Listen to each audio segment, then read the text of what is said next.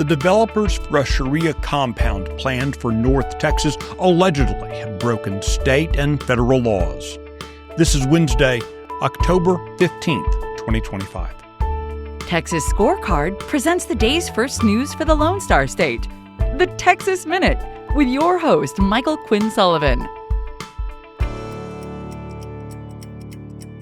All right, we have hit the middle of the month and the middle of the week. Thanks for spending part of your day with the Texas Minute.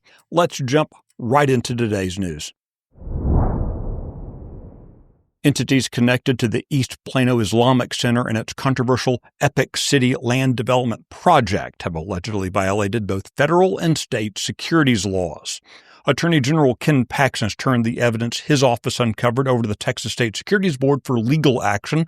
Paxton said that his office has found, quote, both procedural violations and fraudulent conduct.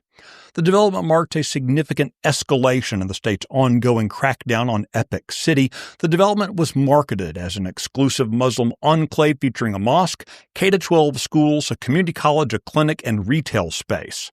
Multiple state agencies launched investigations into the project, including the Funeral Services Commission, the Commission on Environmental Quality, and the Workforce Commission.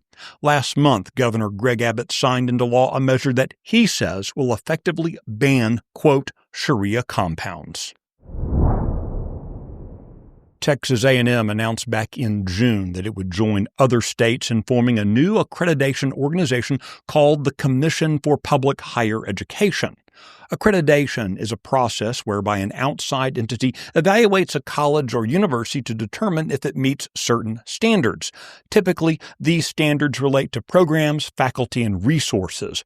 This new agency is intended to be a counterbalance to left-wing ideological capture by other accrediting agencies. Yet, Texas A&M has now named its representative to the new board of directors. That would be Dr. James Hallmark, who has his own history of promoting left-wing agendas. For example, Hallmark threatened in 2023 that removing DEI policies could negatively affect Texas A&M's NCAA status. This is all starting to feel like one big Aggie joke. Texas State University has now formally terminated a professor who called for the overthrow of the United States government. Tom Alter made those remarks at a revolutionary socialism conference back in early September. His justification for overthrowing the duly elected government of the United States is that it is, quote, bloodthirsty and profit-driven. Texas state officials informally terminated him shortly afterward. While he has argued that he made the comments in a personal capacity, Texas State University's president, Kelly Damphouse, noted that Alter's speech made references to his employment at the institution and his role in training future public school teachers.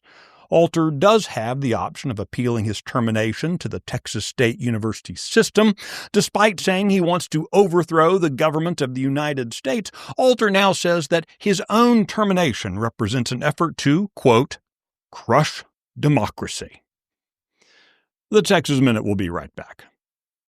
The Luke Macias Show is your access to what happens behind closed doors in Texas politics. Listen weekly to me, your host, Luke Macias, as I break down what is actually happening in conservative politics in the Lone Star State, a state that we all love and cherish. Listen weekly wherever you listen to podcasts. This show is a product of Texas Scorecard.